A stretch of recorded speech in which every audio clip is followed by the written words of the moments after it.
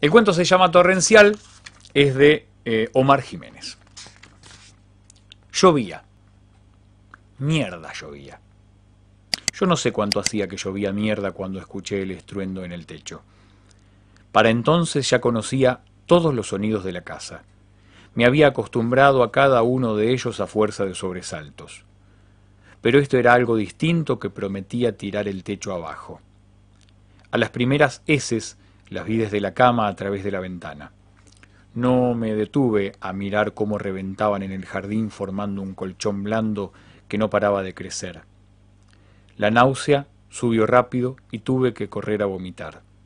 Cuando terminé, el estruendo del techo no había disminuido ni un poco. Ya era mucho más que un sonido, era una amenaza. Pensé en la calle. Traté de saber por la televisión qué estaba pasando allá afuera, pero la estática de la pantalla me mostró enseguida que no había cableado que resistiera tal avalancha venida del cielo. Casi enseguida una preocupación mayor ganó mi atención. Las canaletas de desagüe, sobreexigidas, chirriaban anunciando una pronta claudicación. El techo crujía. Y ese cielo oscuro tan bajo que parecía al alcance de la mano anunciaba que la particular lluvia no se detendría, al menos en lo inmediato. Salir parecía una locura, así que elegí un lugar de la casa y me senté a esperar. No estaba tranquilo, era imposible estarlo. Edificamos para resistir otro tipo de evento natural, no una literal lluvia de mierda.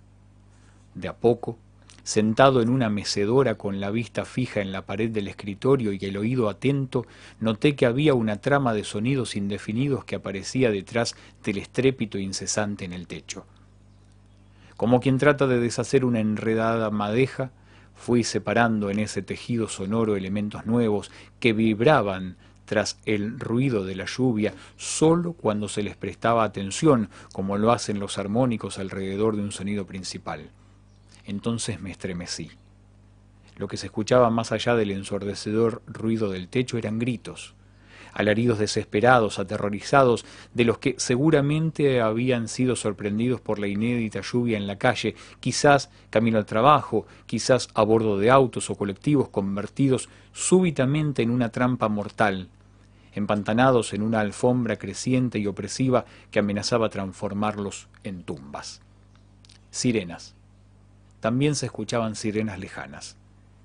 Imaginé ambulancias quietas como islas ancladas en un mar de desechos, haciendo sonar sus voces impotentes. Imaginé calles transformadas en pantanos de arenas movedizas donde todo auxilio parecía imposible. Ni el de las avionetas o helicópteros impedidos de desplazarse en ese cielo ahora viciado, jamás imaginado hasta que entró así, de repente en nuestras vidas. Tengo tics. Cuando la situación es límite, nada en mi fisonomía expresa mi estado. El párpado inferior de mi ojo izquierdo es la excepción. Comienza a latir desenfrenado como si adquiriera vida propia. Se transforma en una aleta que golpea de manera incesante la parte inferior de mi ojo. Nunca antes había golpeado con tan fuerza como esta vez. Ojalá pudiera hablar con alguien, pero vivo solo. La casa es grande y el traqueteo del techo incesante. Parece un sonido imbatible hasta que un estruendo superior se le impone y me obliga a saltar de la mecedora. Es el sistema de drenaje de la casa que al fin colapsó. Cuando me asomo para ver el desastre, noto que las canaletas se desplomaron sobre un patio irreconocible. Los desechos ya alcanzan la altura de mis rodillas. Y eso que vivo en una zona alta de la ciudad. No es difícil imaginarse que ya debe haber barrios enteros tapados por los sólidos que caen sin cesar del cielo tormentoso. Plantas, maleza, baldosas. Todo lo que formó parte de mi patio debe estar ahora en algún sitio debajo de esa alfombra siniestra. Llegar al galponcito externo sería imposible, y lo sabía. El azar quiso, no obstante, que pocos días antes me ocupara de reponer unos venenos, para lo cual usé guantes y barbijos que quedaron en el interior de la casa amontonados en un cajón. Me los pongo, pero antes de colocarme el barbijo vierto sobre él buena parte de un frasco de perfume necesario, urgente. Las horas pasan y la lluvia no se detiene. No hay perfume que alcance. Solo el alcohol fino empapado en el barbijo alivia algo de ese mal tan imprevisto como contundente. La cabeza duele, los miembros se aflojan. La mente busca explicar lo incomprensible. El ánimo añora el abrigo de lo cotidiano. El párpado agita todo su potencial y ya afecta la visión. El sentido común anticipa que esto puede ser el fin, el más indigno de los fines. Sigo en el escritorio cuando cede el techo de la cocina. Es una invasión que anuncia una nueva instancia en una batalla que ni vale la pena dar, así que solo me levanto para cerrar la puerta, aislarme en el escritorio. Miro el cielo raso sobre mi cabeza, no presenta todavía signos de agotamiento, pero no sé cuánto más podrá resistir. Entonces sucede lo último que hubiera esperado. Me duermo. Me duermo en plena evasión, soñando las mieles de los más mediocres de mis días cotidianos, el café, el colectivo, los momentos en que pude imaginar o intuir una felicidad que jamás conocí. Despierto al silencio de los autos. Es tal el impacto de la ausencia del ruido de los motores cuando la lluvia se detiene que produce el mismo efecto que hubiera tenido el más sonoro de los despertadores. Dura poco, eso sí. Tras él aparecen nuevos gritos, en los que la angustia y la más profunda desazón desplazan a la antigua desesperación y al pánico. Rato después, un sonido nuevo, el de la maquinaria pesada. 2 días estoy encerrado en casa hasta que por fin me decido a romper un mueble, construir con esa madera un precario puente de tablas, ponerme unas botas altas y atravesar así el sumidero de desechos en que se había convertido el patio. Habían pasado 2 días, pero a los cuerpos de los muertos los crucé en plena calle apenas salí. Del insólito mar que se secaba y se transformaba en un abono quebradizo, asomaban aquí una mano crispada, más allá la mitad de un torso hinchado, cerca de la esquina una cabeza con una expresión de pavorosa sorpresa dibujada para siempre en la cara. Algunas heces resecas todavía se desprendían con parsimonia para caer pesadamente desde las ramas más altas de los árboles que supieron resistir la tormenta. Los techos de los autos, sumergidos, eran las islas que a los saltos usaban para caminar los que se le animaban a la calle, que por cierto eran muy pocos. Uno de ellos parecía un funcionario, con una calculadora llevaba la cuenta de los muertos. Cuando coincidimos en el techo del mismo auto me dedicó una mirada carente de todo interés. No me animé a preguntarle por la cantidad de muertos, pero vi que en la pantalla donde anotaba el número final ya tenía 5 cifras. Los días pasaron y fuimos registrando las ausencias, que eran muchas.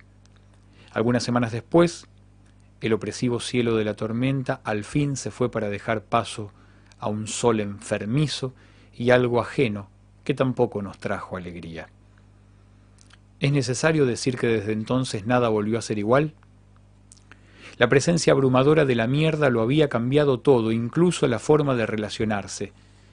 Si hasta la lluvia aciaga uno acostumbraba a hacerse envolver pudorosamente en papel higiénico que compraba en el supermercado, ahora la mierda era omnipresente y definitiva, marcaba un antes y un después, exponía nuestras vergüenzas, revelaba nuestras vulnerabilidades más profundas, nuestra naturaleza animal.